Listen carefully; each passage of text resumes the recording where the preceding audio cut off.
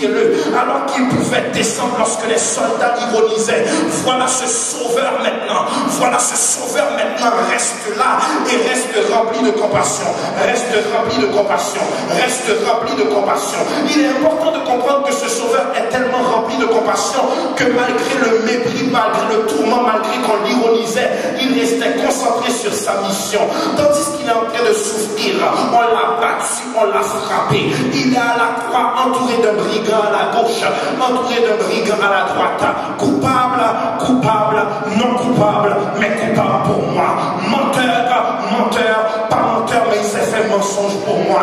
Pas fornicateur, il s'est fait fornication pour moi. Pas violeur, il s'est fait viol pour moi. Pas méchant, il s'est fait méchanceté pour moi. Pas homosexuel, il s'est fait homosexualité pour moi. Coupable, coupable, non coupable, mais coupable pour moi. Il le mérite, mais moi je méritais. Mais maintenant lui ne le mérite pas, mais le prend pour moi. Savez-vous qu'est-ce qui s'est passé? Il a été frappé, il a été battu, mais alors qu'il pouvait descendre, c'est l'amour qui l'a gardé sur la croix. Maintenant cette personne dit, toi tu mérites d'être là, et si tu es Dieu, sauve-toi toi-même. Mais le larron à la croix dit, moi je reconnais que je mérite d'être là, mais je reconnais que toi tu es Dieu, et s'il te plaît souviens-toi de moi lorsque tu seras au paradis. Si j'étais Jésus, mon réflexe aurait été de dire, hé, la ferme, je suis en train de souffrir, est-ce que je peux mourir en dignité sans être dérangé? J'ai assez fait de miracles, tu m'avais vu prêcher, tu avais juste à accepter. Mais il est tellement rempli d'amour que même dans sa souffrance, il dit, aujourd'hui même, tu seras avec moi dans le paradis. Une personne est morte dans le péché, l'autre personne est morte pardonnée de son péché. Jésus est mort pour nos péchés. Maintenant, merci messieurs, une personne est morte pardonnée de ses péchés, l'autre est mort dans ses péchés. Jésus est mort pour nos péchés. Je me demande s'il y a un peuple qui mérite d'acclamer Dieu. Je me demande s'il y a quelqu'un de reconnaissant. Je me demande si quelqu'un reconnaît sa place ici. Es-tu ici? Es-tu ici? Non, Jésus t'a mis ici. Et il dit, tu ne peux pas payer cette dette. Je la paye pour toi. Maintenant, j'aimerais qu'on suive bien. La douleur est intense, l'humiliation profonde, la trahison décevante. Mais maintenant, il reste dans une dimension d'amour. Il aime tellement qu'il regarde tous ces gens qui viennent l'accuser. Mais à la place de les maudire, Jésus n'a qu'à cligner un œil, à bouger un seul doigt. Une électricité va traverser tous ces vagabonds, ils vont mourir. Mais Jésus, dans une expression d'amour, dit encore avec le peu de force qui lui reste, Père, Père, Père, pardonne-leur, car ils ne savent pas ce qu'ils font. Qu'est-ce qu'il dit? Père, pardonne-leur, car ils ne savent pas qui ils touchent. Père, pardonne-leur, car ils ne savent pas de qui ils rient. Père, pardonne-leur, car ils pensent m'avoir mis en état d'arrestation. Mais suis-je réellement Dieu si les hommes peuvent m'arrêter? La Bible va nous faire savoir, oh my God, je suis venu prêcher ce soir. La Bible va nous faire savoir que lorsqu'ils sont venus pour crucifier le Sauveur, il avait tellement de puissance qu'ils sont tous tombés par terre. Et c'est maintenant qu'il a dit, je vous donne la permission de vous lever et me mettre en état d'arrestation. Qui peut me mettre en état d'arrestation? Moi qui suis Dieu, plus haut que la police, plus solide que gendarme, n'ayant pas besoin d'une armée pour me défendre, en sorte que le revolver a ses limites, mais le sang de Jésus est sans limite. Le bazooka a ses limites, mais le sang de Jésus est sans limite. La bombe atomique a ses limites, mais le sang de Jésus est sans limite. Si j'appelle la police, elle peut être coincée dans le trafic, mais lorsque je dis le sang de Jésus, si j'appelle le gouvernement, il peut être coincé, mais lorsque je dis le sang de Jésus, si j'appelle mes proches, ils peuvent être coincés, ils ne répondent pas, mais je dis le sang de Jésus, si j'appelle mes amis, peut-être qu'ils n'auront pas de soucis pour mon cas, mais je dis le sang de Jésus, lorsque les malfaiteurs viennent m'attaquer, je n'ai pas un revolver, je n'ai pas un jack, je ne fais pas la magie, mais le sang de Jésus, le sang de Jésus, le sang de Jésus, le sang de Jésus.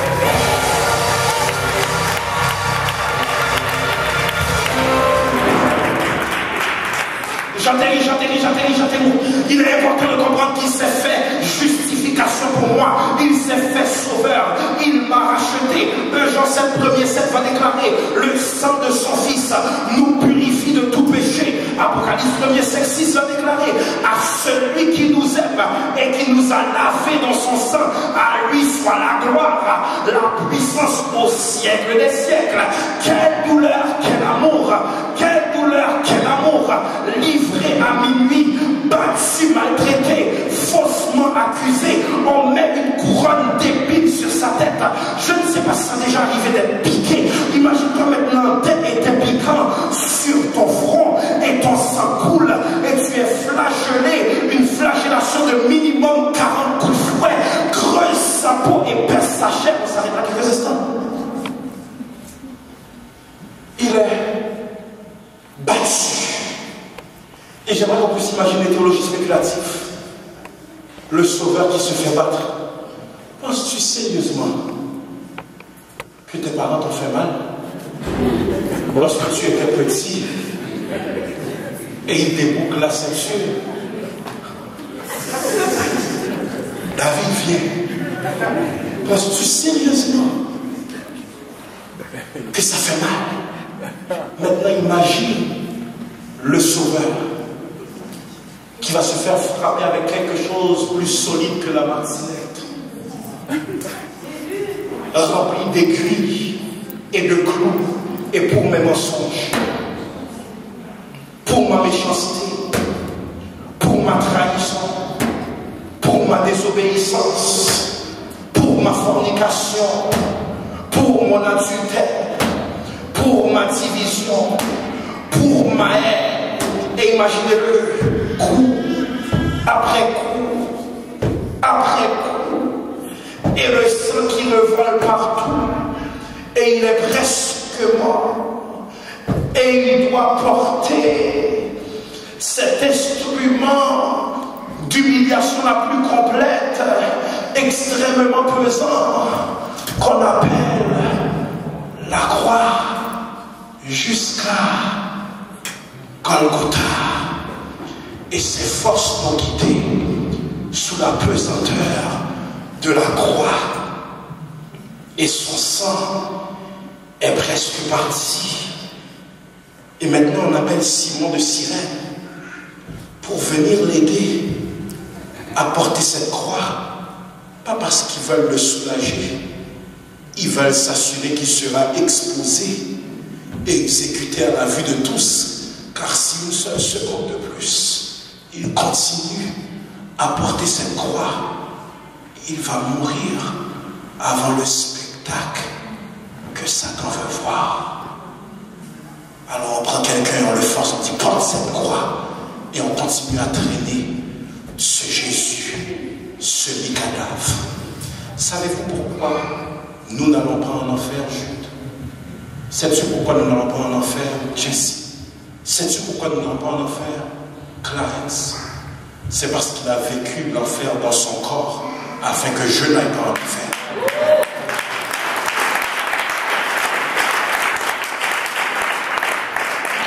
À chaque coup de fouet, l'enfer. À chaque gifle, l'enfer. Il demande de l'eau, on lui donne le vinaigre. L'enfer. L'enfer. L'enfer.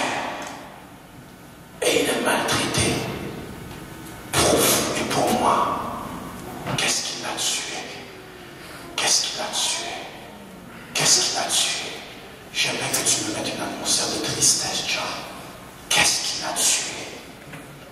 Frappé, humilié, et maintenant il arrive à la croix. Et il y a une asphyxie résultant de sa fatigue. Ses muscles sont fatigués. Ses épaules, ses pectoraux et intercostaux. Il est en position de crucifixion. Non seulement il a le poids de son corps retenu par un clou ici, ici, ici, ici, qui fait en sorte qu'il ne tombe pas sur la croix, car à chaque fois qu'il veut tomber, il y a le clou ici qui le retient. À chaque fois qu'il veut tomber, il sent le poids de son corps sur le clou, sur ses pieds, mais par-dessus n'y a pas seulement le poids de son corps, il y a le poids de nos péchés qui viennent ajouter à la douleur. Celui à la gauche avait seulement le poids de son corps, mais le poids de l'humanité, passé, présente, futur, et le poids. Mais ce n'est pas encore ça qui l'a tué, c'est qu'en position de crucifixion, l'air entre très facilement, l'air rentre très facilement, mais ressort difficilement. Donc Jésus est gonflé d'air, mais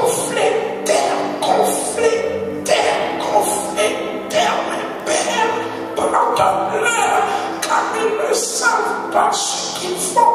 Et tandis qu'il est gonflé d'air, il a massa bataille. Père, pourquoi m'as-tu abandonné? Jésus est dans une position méritable.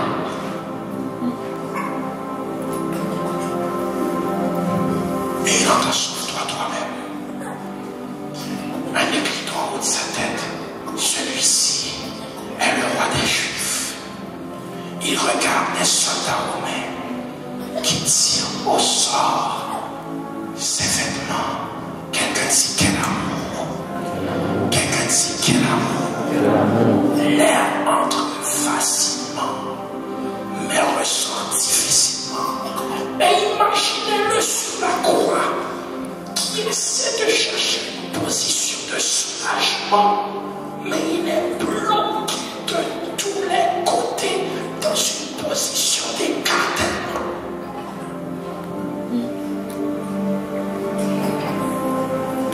Et il voit 60 quitter petit à petit. Ce n'est pas comme quelqu'un qui te tire une balle dans la tête et tu pars à la seconde. C'est une mort très lente et humiliante. Et il expira. Lorsqu'il expira, Satan s'est réjoui. Et il a dit c'est fini pour l'évangile. Jézabel, la première seconde, s'est réjouie. Et elle a dit l'immoralité sexuelle va gagner l'humanité.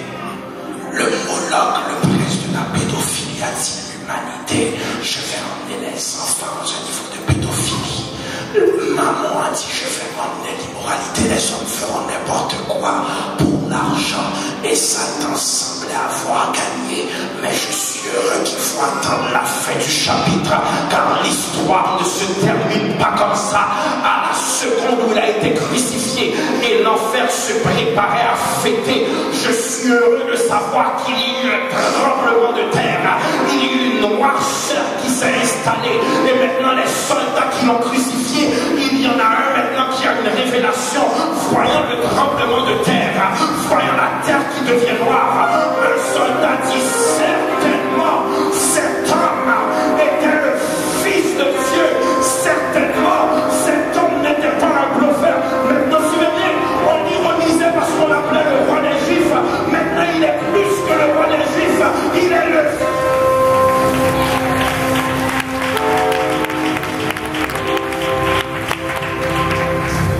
Est-ce que je peux continuer un peu? Après ce tremblement de terre, la fête recommence en enfer. Parce que le vendredi, on l'a descendu de cette croix pour l'emmener dans le tombeau. Et j'imagine maintenant l'enfer qui dit, ouh, soulagement. Samedi, les flammeuses sont envoyées aux 4 extrémités de la terre. Ouvrez tous les clubs possibles. Et j'imagine Jésus qui dit, il est parti, immoralité. Il est parti, immoralité. J'imagine Moloch qui dit, j'ai un accès libre. Dans toutes les garderies, je peux les faire ce que je veux, avec tous les enfants. J'imagine maman qui dit, je vais les emmener à se diviser maintenant pour l'argent. Je vais briser les foyers pour l'argent. Je vais briser les églises pour l'argent. Et j'imagine Satan maintenant qui est en enfer. Et les bouteilles de champagne partout, les bouteilles d'alcool partout, les bouteilles de tequila partout, les bouteilles d'amargolo partout, les bouteilles de nommez-les. Il n'y avait pas de Manichevis parce que Manichevis nous l'utilisons pour la Sainte-Seine. Mais j'imagine l'alcool partout. Et il y a une méga fête. Le samedi, la fête n'arrête pas. Ils ne sont pas fatigués de fêter. Satan dit, la terre est à moi. Il n'y a plus d'évangile. Il n'y a plus d'évangélisation. Et il fête. Et il fête. Et il fête. Mais il y a des femmes maintenant qui pleurent et qui disent, il est mort, mais il doit mourir dans la dignité. Préparons-nous à oindre son sépulcre. Elles préparent leur parfum le samedi soir. Le dimanche matin, elles s'habillent pour venir le visiter et le oindre dans le tombeau. Et alors qu'elle se prépare à venir dans le tombeau, il y a un problème parce qu'il y a une pierre qui nous roulera la pierre. L'ange de l'Éternel est venu rouler la pierre. Il y a un petit problème parce que ces femmes arrivent maintenant et trouvent le tombeau vide. Ce qui était supposé d'être un symbole de panique devient un symbole d'action de grâce. Car une fois arrivée au tombeau, elle voit le tombeau vide. Et alors qu'elle se prépare à crier désastre, il y a un homme qui dit, qui est celui que vous cherchez? Nous cherchons Jésus de Nazareth, celui qui a été crucifié. Mais ces femmes n'avaient-elles pas entendu? Voici, je détruirai le temple et après 3 jours je le relèverai. Ces femmes n'avaient pas-elles entendu? De la même manière que Jonas fut 3 jours dans le ventre du poisson, le Fils de l'homme fera 3 jours au sein de la terre, mais il ressortira. Oh, je commence à atterrir. Il est important de comprendre certaines fois que les hommes regardent ton passé et disent disqualifié, regardent ta manière d'être, disent disqualifié, regardent tes fautes et disent disqualifié. Mais je suis heureux de savoir que le tombeau n'est pas mon adresse finale, c'est une adresse de transition. Je suis heureux de savoir que mon passé n'a pas de pouvoir sur moi. Je suis content de savoir que lorsque je suis dans le tombeau, ne te réjouis pas trop vite car tu seras humilié lorsque je me sortirai. Si je suis entré dans le tombeau avec un corps maltraité, je me sortirai avec un corps glorieux. Il y a des hypocrites lorsqu'ils te voient dire, oh, c'est pas les belles, la grâce m'a transformé. Comment es-tu sorti de cette situation? La grâce de Dieu. Comment tu restauré ton mariage? La grâce de Dieu. Comment tu as eu ce diplôme? La grâce de Dieu. Comment ton enfant a-t-il réussi? La grâce de Dieu. Comment l'église a-t-elle prospéré? La grâce de Dieu. Tu me poussais pour me faire tomber. À l'Éternel, pasteur, bisous à l'Éternel.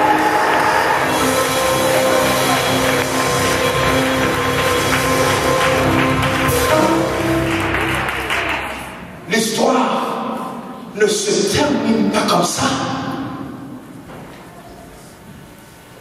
Car alors que Satan se préparait à se réjouir, ce dimanche matin de la résurrection, Satan entend une voix qui fait écho directement en enfer. Et cette voix dit, tout pouvoir m'a été donné dans le ciel et sur la terre.